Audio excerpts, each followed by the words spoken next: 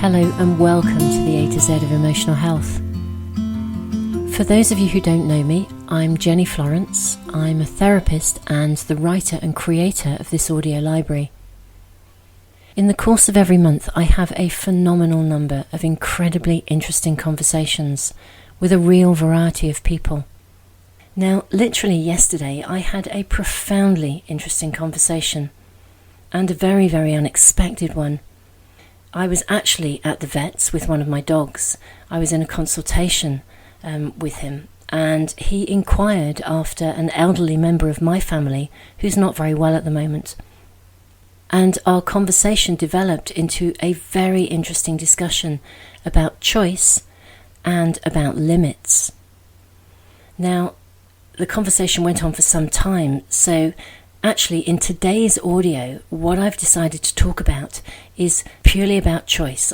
And what I'm going to focus about today is the relationship between choice and trauma and the role that choice actually plays in the repair of trauma. Particularly in this instance, what I would call a low-grade kind of trauma.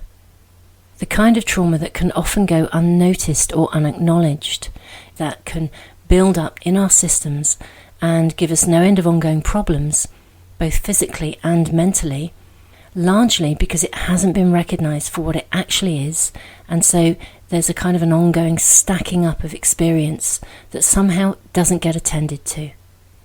Now, primarily, the conversation that the vet and myself had started around the idea that sometimes there can be a conflict between an elderly person's choices and the desires of the family members around them. Now, Andrew, the chap I was speaking with, spoke very eloquently about how important it was in his mind for an elderly person to have the right to make choices for themselves, and that actually the family's wishes, however well-meaning, and assuming that the person was in a reasonable capacity to be able to make those choices for themselves, that the family's wishes, however well-meaning, should actually be secondary. And his views reminded me of some of the work that I've been involved in over the years with people who've had a variety of invasive forms of illness, such as HIV or cancer.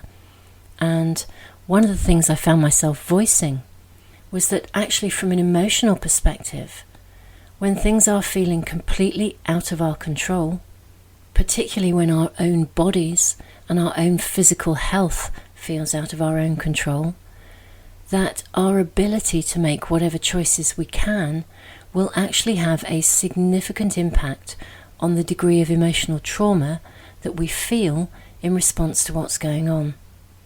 There's a direct relationship between our ability to make choices and the severity or intensity of our potential for emotional distress, and therefore for the development of any emotional trauma.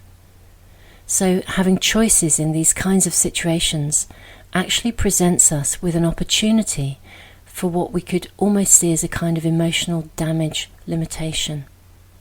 And as far as trauma goes, like most things, prevention rather than cure is always a better option. Now, let's think for a moment about what trauma actually is. Trauma is the emotional outcome, if you like, or the emotional consequence that comes from an experience of something that's happening to us that causes us to feel frightened or terrified, and we're unable to do anything about it. It's out of our control, we're helpless, and we lose all sense of safety.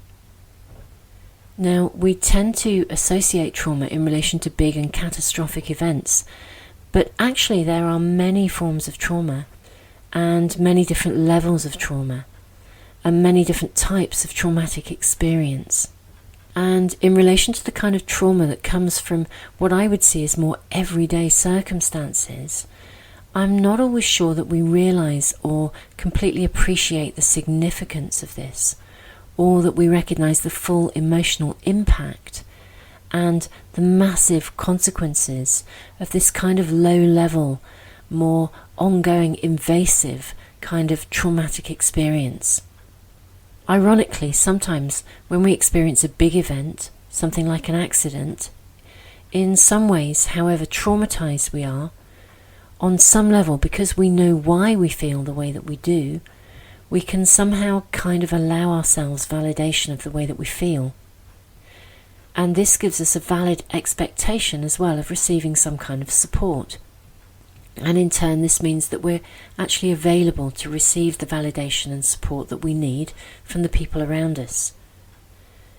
However, trauma can actually build up over a period of time. A low-level kind of trauma that stacks up, and it comes from a lack of emotional responsiveness, a kind of emotional neglect, and a lack of recognition of the way that we feel and the impact of the circumstances that we find ourselves in. And this lack of recognition can come from both ourselves, where we ourselves overlook the real impact of what's going on, and it can also come from others as well, the people around us, who for whatever reason are not really aware of the emotional impact of what's taking place. Now, to feel emotionally healthy, we actually need to feel connected to. We need to feel understood, and we need to feel respected. And this in turn generates an internal sense of safety. When we are isolated or alone in a difficult situation, if we don't feel supported or connected to or related to, then this will generate high levels of stress and anxiety. And likewise, at the other end of the spectrum, if our boundaries are violated and we experience a lack of respect or some form of intrusion, then this will also generate high levels of stress and anxiety. Now, whenever we experience ongoing levels of stress and anxiety without any respite, and there's no underlying return to a place of inner safety or relaxation, then we will gradually, slowly but surely move into a state of higher alert. And as this high alert state increases, we'll begin to engage with life in a much more hyper-vigilant manner. So stress and anxiety in response to a situation that's out of our control, particularly a situation where we feel helpless and we are reliant upon others to be responsive to us, will potentially start to generate feelings of out of controlness and fear. And remember, trauma is the emotional outcome, the emotional consequence, if you like, that comes from an experience of something that's happening to us that's out of our control. And that causes us to feel frightened or terrified, and we're unable to do anything about it, so we become helpless. And when we don't feel safe, this fires up the part of our brain, the amygdala, that generates our fight, flight or freeze mechanism. And when this part of the brain is activated, this generates various chemicals in our bodies. We generate cortisol, which is the stress chemical, and we generate adrenaline. Now, these chemicals are actually there to serve a purpose. They're actually there to support us. If we are in a highly stressed situation, they fire us into a state of high alert so that we can respond and act in an incredibly fast and quick manner. So we move into a place where we have a very high alert sensory experience. It's as though our sensory experiences have had the volume turned right up. And until we can effectively attend to the situation, until we get some kind of somatic release, then the volume control is highly likely to stay in a heightened position. So let's just think about this in relation to illness and to choice.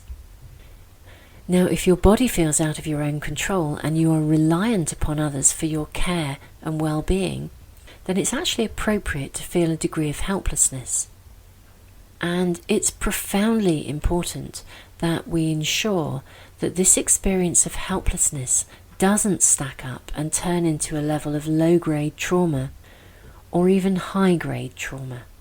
And this is where our capacity to make choices and to feel that our choices are respected and considered is so incredibly important. So when our own physical body feels as though it's actually out of our own control, then any areas of our lives in which we can make conscious choices and have those choices respected will begin to help to turn that volume control back down. And if we're in any form of long-term recovery, if we are responded to and our choices are respected, it will help to keep stress levels at a healthily appropriate level. Our mental health and our physical health are completely underpinned by our emotional health. When we're not feeling emotionally stable, and when we're experiencing high levels of stress and anxiety, we are far less able to think straight. And if we're adrenaline fueled, we'll be far more likely to perceive the actions of others as a threat, whether a threat is actually there or not. And we're far more likely to be reactive rather than reflective. And this will significantly impair our ability to make sound and healthy decisions. When we're not feeling emotionally stable and we have high levels of stress and anxiety, this will impact on our physical well-being, including our physical ability to heal. I actually listened to a really interesting audio by Dr. Christiane Northrup. I don't know if any of you have heard of her work. She's actually an outstanding speaker and a really excellent doctor. I recommend listening to her work highly. And she quoted a study that had taken place where they measured the health of our immune systems in relation to our emotional responses. So they took a study group of people and measured the health levels of their immune systems using saliva samples, and they then showed these people 3 different films, and after each film their immune systems were then measured again. Now, if I remember rightly, the first film was about organic gardening, and pretty much everybody's immune systems remained approximately the same. There was no major differences. In the second film, they were shown footage about the work of Mother Teresa. It was an incredibly moving and empowering piece of work, and in every instance, every single person's immune systems rocketed and increased massively. So this was a piece of film that really touched people's hearts and generated a huge amount of healthy emotion. In the last film, they were shown some real footage of war, real and acute hatred and violence in action. Across the board, every person's immune system plummeted. The experience of being just an observer to something that was so traumatic caused their immune systems to plummet and hit an all-time low. So we know without question that both our physical and our mental health are reliant upon our emotional health. If we're physically unwell or literally feeling emotionally stretched and under the weather, our capacity to recover will be massively influenced by our sense of internal emotional safety. And our capacity to feel emotionally safe has an integral relationship to choice. So choice really does have a primary role in both the prevention of trauma and the recovery from trauma. Choice is actually key and vital in all areas of emotional health. And it's no doubt something that I will talk about in many other contexts in further audios. I hope that this audio in itself will have been interesting and helpful, and thank you, Andrew, for the conversation that sparked it. I think it has great relevance to both ourselves as individuals if we ever find ourselves in a situation where we are reliant upon the care of others. It's also very relevant if we are involved in the care of others, in the way in which we take our time to listen and be responsive to the choices of the people that we are needing to care for. Thank you very much for listening, and take care.